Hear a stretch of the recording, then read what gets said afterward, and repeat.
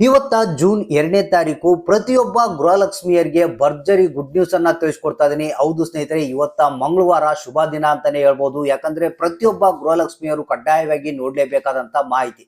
ಯಾಕಂದ್ರೆ ನಿಮ್ಗೆ ಗೊತ್ತಿರ್ಬೋದು, ಏನಪ್ಪಾ ಅಂದ್ರೆ ಜನ ಇನ್ಮೇಲೆ ನಮ್ಗೆ ಗೃಹಲಕ್ಷ್ಮಿ ಯೋಜನೆಯ ಹಣ ಬರುತ್ತಾ ಇಲ್ಲ. ಯಾಕಂದ್ರೆ ಹೊಸ ಹೊಸ ರೂಲ್ಸ್ ಗಳನ್ನ ಜಾರಿಗೆ ತರ್ತಾ ಇದೆ. ಇದು ಯಾರಿಗೆ ಹಣ ಬರುತ್ತೆ ಯಾರಿಗಿಲ್ಲ ಅನ್ನೋದ್ರ ಬಗ್ಗೆ ಬಹಳಷ್ಟು ಕನ್ಫ್ಯೂಷನ್ ಇವೆ. ಮತ್ತೆ ನಿಮ್ಗೆ ಗೊತ್ತಿರ್ಬೋದು, ಮುಖ್ಯಮಂತ್ರಿ ಕೂಡ ಚೇಂಜ್ ಆದ್ರು. ಈಗ ಏನು ಡಿ ಕೆ ಶಿವಕುಮಾರ್ ಅವರು ನೂತನ ಮುಖ್ಯಮಂತ್ರಿಯಾಗಿ ಆಯ್ಕೆ ಆಗಿರುವಂತದ್ದು. ಸೊ ಇದ್ರ ಬಗ್ಗೆನೂ ಏನು ಬಹಳಷ್ಟು ಮಂದಿಗೆ ಗೊಂದಲ ಇವೆ. ಇನ್ಮೇಲೆ ಏನಾಗುತ್ತೋ ಏನೋ, ಹಣ ಬರುತ್ತಾ ಇಲ್ಲ ಅಂತ ಅನ್ನೋದ್ರ ಬಗ್ಗೆ ಬಹಳಷ್ಟು ಟೆನ್ಷನ್ ಇವೆ. ಡೋಂಟ್ ವರಿ ಸ್ನೇಹಿತರೆ, ಲಕ್ಷ್ಮೀ ಹೆಬ್ಬಾಳ್ಕರ್ ಅವರು ಕೂಡ ಭರ್ಜರಿ ಗುಡ್ ನ್ಯೂಸ್ ಅನ್ನ ಕೊಟ್ಟಿದ್ದಾರೆ. ಯಾರ್ಯಾರಿಗೆ ಹಣ ಬರುತ್ತೆ ಯಾರ್ಯಾರಿಗಿಲ್ಲ, ಇವತ್ತ ಎಷ್ಟು ಜಿಲ್ಲೆಗಳಿಗೆ ಎಷ್ಟು ಕಂತುಗಳ ಹಣ ಬಿಡುಗಡೆ ಆಗುತ್ತೆ ಅನ್ನೋದ್ರ ಬಗ್ಗೆ ಒಂದು ಲೇಟೆಸ್ಟ್ ಆದಂತ ಒಂದು ಅಪ್ಡೇಟ್ ಅನ್ನ ತಿಳಿಸ್ಕೊಡ್ತೀನಿ. ಯಾಕಂದ್ರೆ ನಿಮ್ಗೆ ಗೊತ್ತಿರ್ಬೋದು, ಇಲ್ಲಿ ಯಾಕಂದ್ರೆ ಹೊಸ ಹೊಸ ರೂಲ್ಸ್ ಗಳು ಜಾರಿಗೆ ಬರ್ತಾ ಇವೆ. ಏನು ಹಣವನ್ನ ಇನ್ಮೇಲೆ ಕೊಡ್ತಾರಾ ಇಲ್ಲ ಅನ್ನೋದ್ರ ಬಗ್ಗೆ ಬಹಳಷ್ಟು ಗೊಂದಲಗಳಿವೆ. ಇಲ್ಲ ಸ್ನೇಹಿತರೆ, ಆ ರೀತಿ ಏನಿಲ್ಲ. ನಿಮ್ಗೆ ಗೃಹಲಕ್ಷ್ಮಿ ಯೋಜನೆಯ ಹಣ ಕಂಟಿನ್ಯೂ ಆಗಿ ಬಿಡುಗಡೆ ಮಾಡ್ತೀವಿ ಅಂತ ಹೇಳಿದ್ದಾರೆ. ಹಾಗಾದ್ರೆ ಯಾರ್ಯಾರು ಹಣವನ್ನ ಪಡಿತಾರೆ ಇನ್ನು ಮುಂದಿನ ದಿನಗಳಲ್ಲಿ, ಏನು ಹೊಸ ರೂಲ್ಸ್ಗಳಿವೆ, ಕಡ್ಡಾಯವಾಗಿ ಕೆಲವೊಂದು ಕೆಲಸಗಳನ್ನ ನೀವು ಮಾಡ್ಲೇಬೇಕಾಗುತ್ತೆ ಅನ್ನೋದ್ರ ಬಗ್ಗೆ, ಯಾವ್ಯಾವ ಆ ಕೆಲಸಗಳು ಅನ್ನೋದ್ರ ಬಗ್ಗೆ ಮಾಹಿತಿಯನ್ನು ತಿಳಿಸ್ಕೊಡ್ತೀನಿ. ಅಂದ್ರೆ ಇಲ್ಲಿ ಬಹಳಷ್ಟು ಮಂದಿಗೆ ಗೊಂದಲ ಇರೋದು ಏನಪ್ಪಾ ಅಂತಂದ್ರೆ, ಮೊದಲೇ ರಾಜ್ಯ ಸರ್ಕಾರದಲ್ಲಿ ದುಡ್ಡಿಲ್ಲ, ಮತ್ತೆ ಈಗ ಹೊಸ ರೂಲ್ಸ್ ಬೇರೆ, ನಮ್ಗೆ ಹಣ ಕೊಡ್ತಾರಾ ಇಲ್ಲ ಅನ್ನೋದ್ರ ಬಗ್ಗೆ ಟೆನ್ಷನ್ ಇದೆ. ಇಲ್ಲ ಸ್ನೇಹಿತರೆ, ಪ್ರತಿಯೊಬ್ಬರಿಗೂ ಹಣ ಬಂದೇ ಬರುತ್ತೆ. ನಮಗೆ ಬಂದಿರುವಂತ ವರದಿ ಪ್ರಕಾರ ಇಲ್ಲಿ ಲೇಟೆಸ್ಟ್ ಅಪ್ಡೇಟ್ ಆದಂತ ಕಂಡೀಷನ್ಗಳು ಏನಿವೆ, ಮತ್ತೆ ಇವತ್ತ ಯಾವ್ಯಾವ ಜಿಲ್ಲೆಗಳಿಗೆ ಹಣ ಬರ್ಬೋದು, ಎಷ್ಟು ಕಂತುಗಳ ಹಣ ಬಿಡುಗಡೆ ಆಗುತ್ತೆ ಅನ್ನೋದ್ರ ಬಗ್ಗೆ ಕಂಪ್ಲೀಟ್ ಆದಂತ ಮಾಹಿತಿಯನ್ನ ನಿಮ್ಗೆ ತಿಳಿಸ್ಕೊಡ್ತಾ ಇದೀನಿ.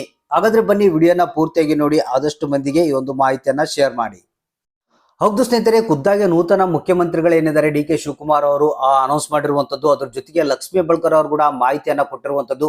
ಇಲ್ಲಿ ಏನಪ್ಪಾ ಅಂತಂದ್ರೆ, ಇಲ್ಲಿ ಗೃಹಲಕ್ಷ್ಮಿ ಯೋಜನೆಯ ಹಣ ಮಿಸ್ಯೂಸ್ ಆಗ್ತಾ ಇದೆ. ಸೊ ಅದನ್ನ ನಾವು ತಡೆಗಟ್ತೀವಿ ಅಂತ ಒಂದು ಮಾಹಿತಿಯನ್ನ ಕೊಟ್ಟಿರುವಂತದ್ದು. ಅಂದ್ರೆ ಯಾರು ಕರೆಕ್ಟ್ ಆದಂತ ಫಲಾನುಭವಿಗಳೇನಿರ್ತಾರೆ ಅವ್ರಿಗೆ ಮಾತ್ರ ನಾವು ಗೃಹಲಕ್ಷ್ಮಿ ಯೋಜನೆಯ ಹಣವನ್ನ ಕೊಡ್ತೀವಿ, ಉಳಿದಂತವ್ರಿಗೆ ಯಾರಿಗೂ ಹಣವನ್ನ ಕೊಡೋದಿಲ್ಲ ಅನ್ನೋ ಒಂದು ಮಾಹಿತಿಯನ್ನ ಹೇಳಿರುವಂತದ್ದು. ಸೊ ಅಂದ್ರೆ ಇಲ್ಲಿ ಯಾರು ಇನ್ಕಮ್ ಟ್ಯಾಕ್ಸ್ ಅನ್ನ ಪೇ ಮಾಡ್ತಾರೆ, ಯಾರು GST ಪೇ ಅನ್ನ ಮಾಡ್ತಾರೆ, ಅಂತವ್ರಿಗೆ ನಾವು ಹಣ ಕೊಡೋದನ್ನ ಬಂದ್ ಮಾಡ್ತೀವಿ ಅನ್ನೋ ಒಂದು ಮಾಹಿತಿಯನ್ನ ಕೊಟ್ಟಿದ್ದಾರೆ.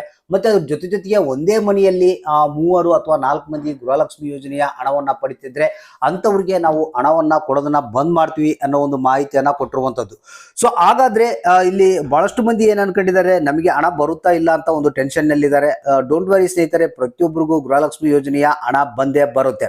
ಸೊ ಯಾಕಂದ್ರೆ ಇಲ್ಲಿ ಕೆಲವರಿಗೆ ಮಾತ್ರ ಹಣ ಕೊಡೋದನ್ನ ಬಂದ್ ಮಾಡಿ, ಅಂದ್ರೆ ಇಲ್ಲಿ ಸುಮಾರು ಒಂದು 100 ಕೋಟಿಯಷ್ಟು ಹಣ ಒಂದು ಏನು ದುರ್ಬಳಕೆ ಆಗ್ತಾ ಇದೆ ಅಂತೆ, ಅದನ್ನ ಕಡಿವಾಣ ಹಾಕಿ ಕರೆಕ್ಟ್ ಆದಂತ ಫಲಾನುಭವಿಗಳಿಗೆ ಈ ಒಂದು ಗೃಹಲಕ್ಷ್ಮಿ ಯೋಜನೆಯ ಹಣವನ್ನ ಕೊಡ್ಬೇಕಂತ ಒಂದು ಮಾಸ್ಟರ್ ಪ್ಲಾನ್ ಅನ್ನ ಮಾಡ್ಕೊಂಡಿದ್ದಾರೆ. ಸೊ ಅಂದ್ರೆ ಇಲ್ಲಿ ಕೆಲವೊಂದು ಕಂಡೀಷನ್ ಗಳು ಏನಪ್ಪಾ ಅಂತಂದ್ರೆ, ನಿಮ್ಗೆ ಗೊತ್ತಿರುವಂತದ್ದೇ, ಇಲ್ಲಿ ಯಾರು ಜೀವಿತ ಪ್ರಮಾಣ ಪತ್ರವನ್ನ ಕಡ್ಡಾಯವಾಗಿ ಸಲ್ಲಿಸಬೇಕು. ಯಾಕಂದ್ರೆ ಇಲ್ಲಿ ಗೃಹಲಕ್ಷ್ಮಿಯರು ಕೆಲವರು ತೀರ್ಕೊಂಡಿದ್ದಾರೆ, ಆ ಒಂದು ಹಣಗುಟ ದುರ್ಬಳಕೆ ಆಗ್ತಾ ಇದೆ ಅಂತ ಮಾಹಿತಿ ಬಂದಿರೋ ಸಲುವಾಗಿ ಇಲ್ಲಿ ಜೀವಿತ ಪ್ರಮಾಣ ಪತ್ರವನ್ನ ಕಡ್ಡಾಯವಾಗಿ ಎಲ್ಲರೂ ಸಲ್ಲಿಸಬೇಕಂತ ಒಂದು ಮಾಹಿತಿಯನ್ನ ಕೊಟ್ಟಿರುವಂತದ್ದು. ಆ ಕೆಲಸವನ್ನ ನೀವು ಇಮಿಡಿಯೇಟ್ಲಿ ಆಗಿ ಮಾಡಿಕೊಳ್ಬೇಕು. ಅದ್ರ ಜೊತೆಗೆ ಇಲ್ಲಿ ಏನು ಬಯೋಮೆಟ್ರಿಕ್, ಅಂದ್ರೆ ಪ್ರತಿಯೊಬ್ಬ ಗೃಹಲಕ್ಷ್ಮಿಯರು ಏನಿದ್ದಾರೆ, ಬಯೋಮೆಟ್ರಿಕ್ ಅಂದ್ರೆ ಕಡ್ಡಾಯವಾಗಿ ಈ ಒಂದು ಬೆರಳಚ್ಚನ್ನ ಹಾಕ್ಬೇಕಂತ ಮಾಹಿತಿ ಕೊಟ್ಟಿರುವಂತದ್ದು.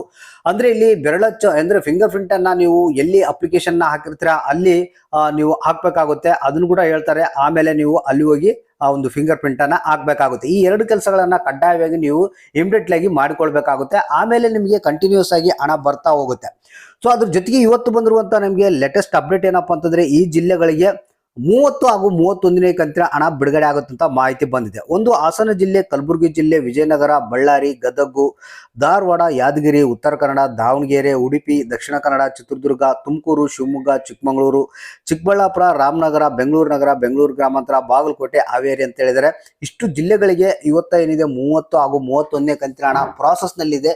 ಅದನ್ನ ಬಿಡುಗಡೆ ಆಗುತ್ತೆ, ನಿಮ್ಮ ಖಾತೆಗಳಿಗೆ ಬರುತ್ತಂತ ಮಾಹಿತಿ ಕೊಟ್ಟಿದ್ದಾರೆ. ಸೊ ಯಾರಿಗೆ ಹಣ ಬಂದಿಲ್ಲ ಅಂತ ಬೇಜಾರಾಗಿದ್ರಿ, ಡೋಂಟ್ ವರಿ, ಪ್ರತಿಯೊಬ್ಬರಿಗೂ ಹಣ ಬಂದೇ ಬರುತ್ತೆ. ಇಲ್ಲಿ ಕೆಲವರಿಗೆ ಮಾತ್ರ ಹಣ ಕೊಡೋದನ್ನ ಬಂದ್ ಮಾಡ್ಬೇಕಂತಿದ್ದಾರೆ, ಆದ್ರೆ ಉಳಿದಂತವ್ರಿಗೆಲ್ಲ 100% ಆಗಿ ಹಣ ಬಂದೇ ಬರುತ್ತೆ. ಸೊ ಹಾಗಾದ್ರೆ ಅಕೌಂಟ್ಗಳನ್ನ ಚೆಕ್ ಮಾಡ್ತಾ ಇರಿ, ಯಾರಿಗೆ ಹಣ ಬಂತು ಯಾರಿಗಿಲ್ಲ ಅನ್ನೋದನ್ನ ತಪ್ಪದೆ ಕಮೆಂಟ್ ಮಾಡಿ ನಮಗೆ ತಿಳಿಸಿ.